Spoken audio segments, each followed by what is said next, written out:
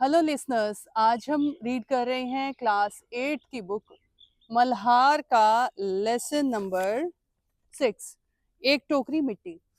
इस स्टोरी में क्या होता है कि एक बूढ़ी औरत है और वो एक झोपड़ी में रहती है और उसकी जहाँ झोपड़ी है उसके पास में ही एक जमींदार है और वो अपना मकान बड़ा बनाना चाहता है। ऐसा कुछ प्लान है उसका। वो ये चाह रहा है कि बूढ़ी औरत उसे अपनी झोपड़ी दे दे, वो जमीन कब्जा ले। तो बूढ़ी औरत को वहां से हटा दिया जाता है और इसके चलते वो बूढ़ी औरत अपने दुख को व्यक्त नहीं कर पाती। तो एक बार वो वहीं पर आती है जमींदार के पास में और आके कहती है कि मुझे मेरी झोपड़ी में से एक टोकरी मिट्टी लेने दो, क्योंकि मेरी पोती जो है ना वो खाना नहीं खाती है। कहती है कि दादी झोपड़ी में वापस चलो, तभी हम कुछ खाएंगे। तो अब वो आकर के जमींदार से मिट्टी मांगती है। पहले तो जमींदार देना नहीं चाहता और जब देना चाहता है और वो झोपड़ी में से मिट्टी भर के टोकरी लाती है तो जमींदार को कहती है कि उठा के टोकरी मेरे सर पर रखवा दो। इस पर जमींदार जो है वो अपने वर्कर्स की मदद लेना चाहता है कि चलो ये तुम्हारे सर पर टोकरी रखवा देंगे। लेकिन होता क्या है कि अ, जमींदार को वो कहती है कि नहीं, ये टोकरी तुम ही मेरे सर पर रखवाओगे। और जब जमींदार उस टोकरी को उठाने लगता है तो उसे बड़ी भारी लगती है। तो वो इस तरह से वृद्धा औरतों उसे समझाती है कि देखो, तुम मेरी झोपड़ी की एक टोकरी मिट्टी तक नहीं उठा पा रहे हो और मेरी झोपड़ी के नीचे टोकरी में तो हजारों टोकरियां मिट्टी की हैं। तो तुम मेरे साथ अन्याय कर रहे हो। ऐसा कहने का उसका अपना तरीका था कि हमें किसी का हक नहीं मारना चाहिए। और जमींदार को आखिरकार ये बात समझ भी आती है और वो उस बूढ़ी औरत से माफी भी मांगते हैं। तो हम लेसन करते हैं एक टोकरी भर मिट्टी कि किसी श्रीमान जमींदार के महल के पास एक गरीब अनाथ वृद्धा की झोपड़ी थी। जमींदार साहब को अपने महल का अहाता उस झोपड़ी तक बढ़ाने की इच्छा हुई कि एक झोपड़ी है और उसके पास एक जमींदार का अहाता है, मतलब मकान है। और वो अब चाह रहे हैं कि मुझे अपने घर को और बड़ा बनाना है और उस झोपड़ी को हटाना है। तब वृद्धा से बहुतेरा कहा कि अपनी झोपड़ी हटा ले। तो वो जो जमींदार हैं वो बूढ़ी औरत को कहते हैं कि तुम ये झोपड़ी यहाँ से हटा दो। पर वो तो कई जमाने से यहाँ बसी है, अब बहुत लंबे समय से वो बूढ़ी औरत वहां रह रही है ना। तो उसके साथ में क्या हुआ कि उसका प्रिय पति और इकलौता पुत्र भी उसी झोपड़ी में मरे थे। अब अगर किसी इंसान का परिवार जो है कहीं विशेष जगह पर गुजर जाता है तो उसके गुजरने की ही उसके पास जो यादें बच जाती हैं वो उसे भी छोड़ करके नहीं जाना चाहता है। तो वो वहां से नहीं जाना चाहती थी। और फिर उनकी पोतहू, पोतहू कहते हैं बेटे की वाइफ को, मतलब बहू। तो उनकी पोतहू भी एक 5 बरस की कन्या छोड़कर चली गई। तो इसका मतलब अब बूढ़ी औरत के पास में उसकी एक पोती है। अब उसकी पोती इस वृद्धावस्था में एकमात्र सहारा थी। अब पोती ही मात्र सहारा है दादी का। दादी पोती साथ में रह रही हैं। जब उसे अपनी पूर्व स्थिति की याद आती तो दुख के मारे फूट फूट कर रोने लगती। अब एक समय रहा होगा उस बूढ़ी औरत का, जब पति था, बेटा था, बहू थी, पोती थी, घर में 5 लोग थे। तो उस समय को याद करके वो रोती रहती। जब से उसने श्रीमान पड़ोसी की इच्छा का हाल सुना, वह तो मृत प्राय सी हो गई। तो उसके जो जमींदार पड़ोसी थे ना, जिन्होंने उससे जमीन मांगी थी, जब से उस औरत ने उनकी बात सुनी तब से वो मृत प्राय हो गई। मतलब जी तो रही थी लेकिन उसका शरीर एक शव की तरह था जिसे वो ढो रही थी। वो बहुत दुखी थी।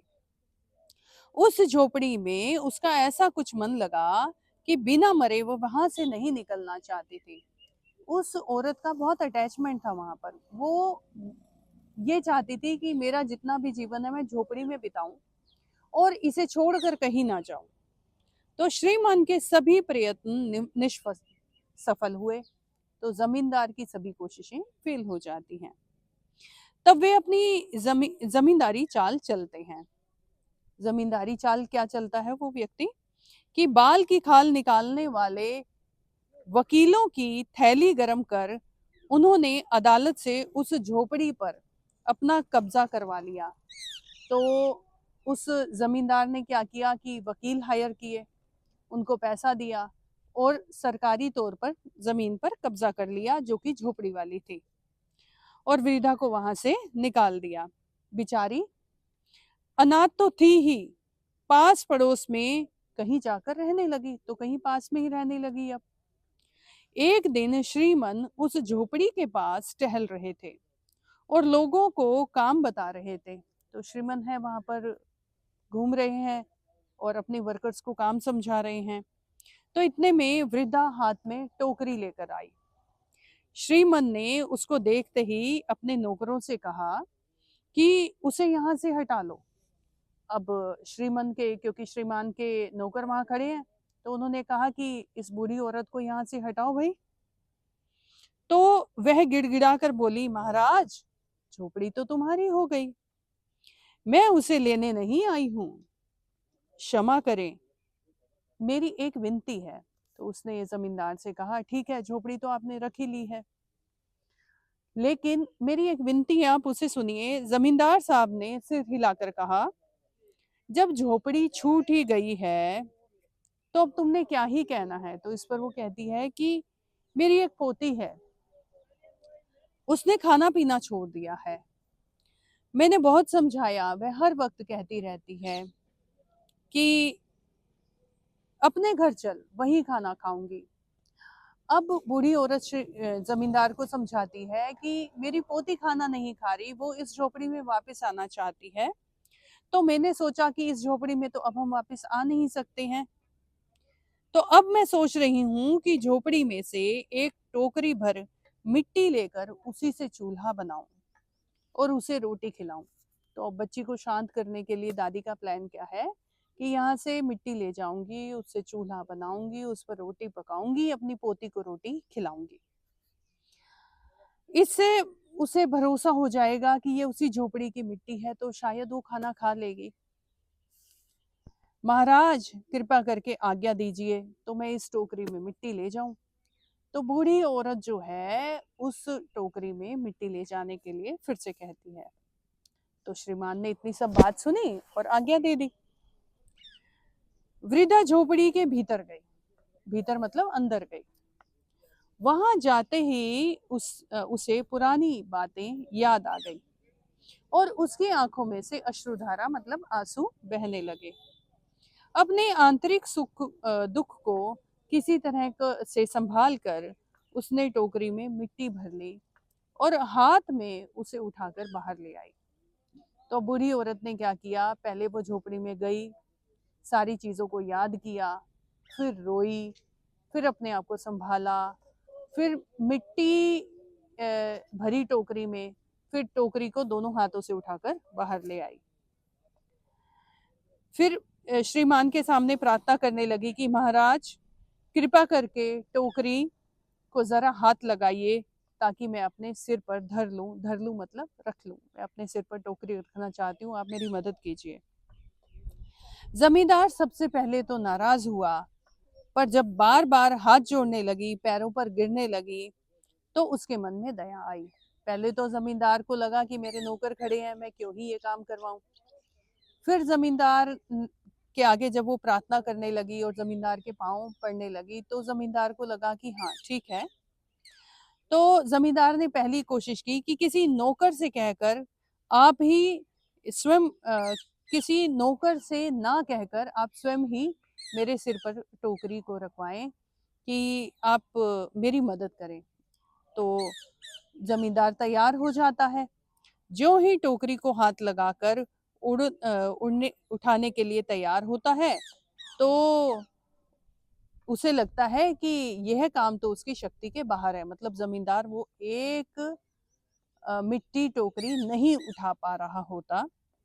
फिर तो उन्होंने अपनी सब ताकत लगाकर टोकरी को उठाना चाहा। जमींदार ने खूब कोशिश की कि वो टोकरी को उठाएं, लेकिन जिस स्थान पर टोकरी रखी थी वह वहां हाथ से एक हाथ ऊंचा तक न आ रही थी। तो वहां पर जो आ, हम देख पा रहे हैं कि जो बूढ़ी औरत टोकरी खुद हाथों में उठाकर लाई, उस टोकरी को एक जमींदार उठा ही नहीं पा रहा, जबकि उसने अपनी पूरी ताकत लगा ली। तो वह बहुत शर्मिंदा हुआ और उसने बूढ़ी औरत से कहा, नहीं, यह टोकरी हमसे नहीं उठाई जा रही। तो यह सुनकर वृद्धा औरत ने कहा कि महाराज नाराज ना हो, आपको नाराज होने की जरूरत नहीं है। आपसे तो एक एक टोकरी भर मिट्टी नहीं उठाई जा रही है, और मेरी झोपड़ी में तो हजारों टोकरियां मिट्टी की पड़ी हैं। तो इस तरह से एक नरम तरीके से उस बूढ़ी औरत ने अपनी बात कही कि एक टोकरी मिट्टी उठाने के लायक तुम हो नहीं, और मेरी झोपड़ी के नीचे इतनी सब मिट्टी पड़ी थी और तुमने उसके ऊपर हक जमा लिया, तो क्या तुमने ठीक किया? ये एक प्रश्न उठा दिया उस औरत ने यहाँ पर। क्या आप इसका भार जन्म तक उठा सकेंगे? आप इस पर विचार कीजिए। तो फिर औरत ये बात कहकर वहां से मुंह करने लगी कि जन्म भर आप किस तरह से इस भार को उठाएंगे? जमींदार साहब, धन मद में गर्वित होकर अपना कर्तव्य मत भूलिए। वो कहना चाहती है कि अगर आपके पास पैसा है तो आप लोगों की मदद कीजिए, इतना घमंड ना कीजिए कि आप अपने आप को ही भूल जाएं, अपनी कैपेबिलिटीज को ही भूल जाएं। कर्तव्य भूल चुके उस श्रीमन को जब ये वचन सुनाई देते हैं तो उनकी आंखें खुल जाती हैं। कृत कर्म का पश्चाताप कर उन्होंने वृद्धा से क्षमा मांगी। तो जमींदार साहब को जब ये रियलाइज हुआ कि उन्होंने जो कर्म किया है ना, वो बहुत बुरा किया है, तो उन्होंने बूढ़ी औरत से क्षमा मांगी और उनकी झोपड़ी वापस कर दी। तो ये था एक खूबसूरत सा आपका लेसन और एक खूबसूरत सी टीचिंग के बाद। और एक टीचिंग में आपको दिखाती हूँ, ये एक पेड़ है, लगभग खोखला पेड़ है, इसके पास सब कुछ खास नहीं बचा, लेकिन फिर भी खुद में मिट्टी को रोक करके फिर नए पौधों को उगने के लिए जगह दे रहा है। उसके पास इतनी कैपेबिलिटी नहीं है, वो फिर भी कर रहा है। अगर हम लाइफ में कैपेबल रहें तो हम क्यों नहीं ऐसी अच्छी अच्छी चीजें कर सकते? तो इस लेसन को एसेंस को समझिए और हमारे साथ बने रहने के लिए चैनल को सब्सक्राइब करें। Thank you very much.